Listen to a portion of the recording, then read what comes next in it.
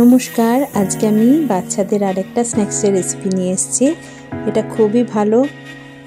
আমি দুটো আলুকে ভালো করে পরিষ্কার করে ধুয়ে নিয়ে এর মধ্যে অনেক কটা ফুটো করে চাকু দিয়েই ফুটোগুলো করেছি। তারপর মাইক্রো ওভেনে এটাকে ঢুকিয়ে দিয়েছি।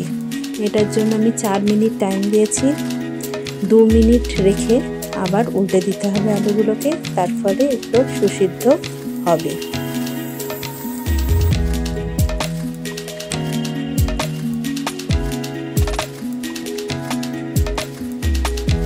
এটা উল্টে দিলাম, আবার স্টার্ট করে দিলাম। আর 2 মিনিট রাখার পর এটা খুব সুন্দরভাবে সেদ্ধ হয়ে যাবে।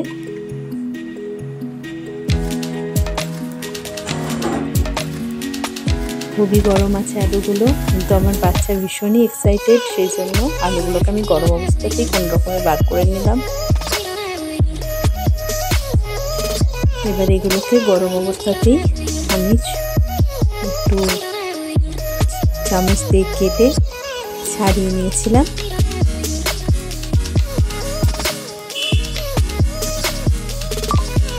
ছাড়িয়ে নিয়ে আমি এটাকে ভালো করে ম্যাশ করে দিয়েছিলাম, যাতে একটাও লাম্পস না থাকে।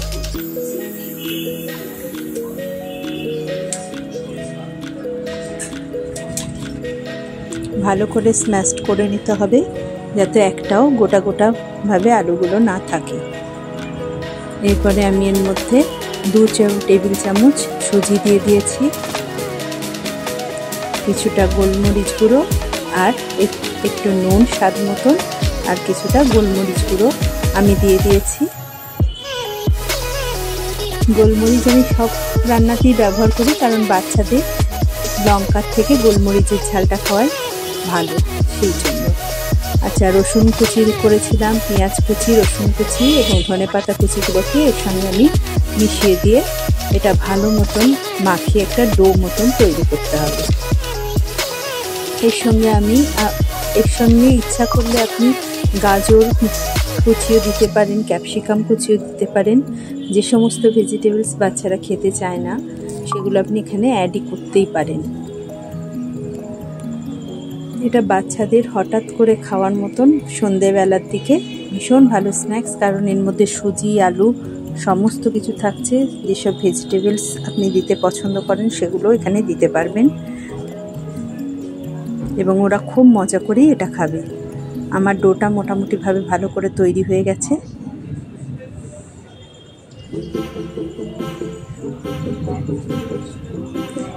এবার এর থেকে আমি ছোট ছোট বল গড়ে নেব। বলগুলো একটু লম্বা শেপের দেব, যাতে ফিশ ফিঙ্গার স্টাইলের হয়।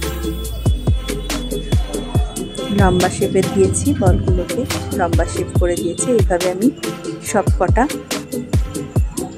লেচি গড়ে নিয়েছি।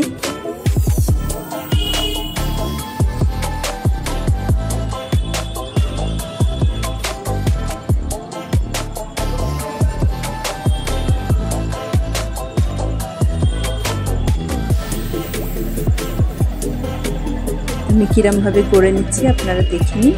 এইভাবে আপনারা খুব সিম্পল প্রসেসে আপনারা সুন্দর করে গড়ে নিতে পারবেন।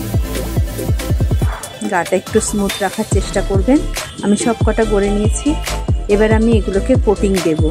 কোটিং দেওয়ার জন্য আমি একটা পাত্রে খানিকটা কর্নফ্লাওয়ার ও একটু জল নিয়ে গুলে নিয়েছিলাম। জল নিয়ে গুলে নিয়েছি, আর পাশে ব্রেড ক্যাম্প রেখেছি। এটা আপনি ব্রেড ক্যাম্পেও করতে পারেন, আবার বিস্কুট গুঁড়ো যেগুলো দোকানে পাওয়া যায় সেগুলোও নিয়ে এসে করতে পারেন। ওর মধ্যে আমি একটুখানি নুন আর গোলমরিচ গুঁড়ো মিশিয়ে দিয়েছিলাম। এবার আমি যেটা আমি করেছিলাম সেটাকে এখানে ভালো করে চুবিয়ে আমি ব্রেড ক্যাম্পে বা বিস্কুটের গুঁড়োতে মাখিয়ে নিয়েছি ভালো করে। এইভাবে আমি দেখুন তৈরি করছি।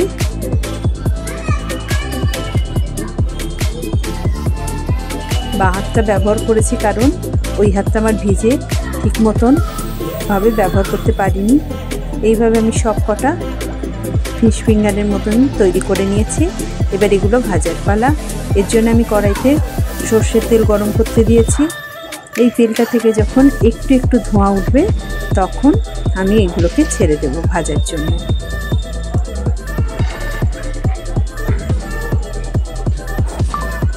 আমি দুটো ছেড়ে দেব,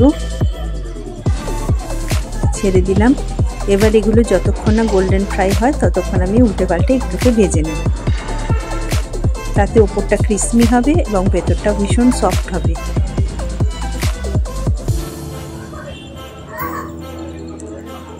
মোটামুটি গোল্ডেন ফ্রাই হয়ে গেছে। এবার এটাকে আমি তুলে নেব। এইভাবে সবগুলোকেই আমি ভালো করে ভেজে নেব। গোল্ডেন ফ্রাই হয়ে গেছে।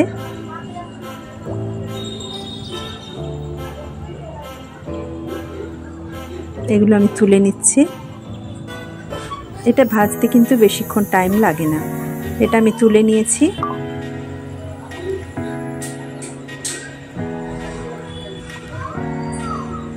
এরপর নেক্সট আমি আবার দুটো ছেড়ে দেব।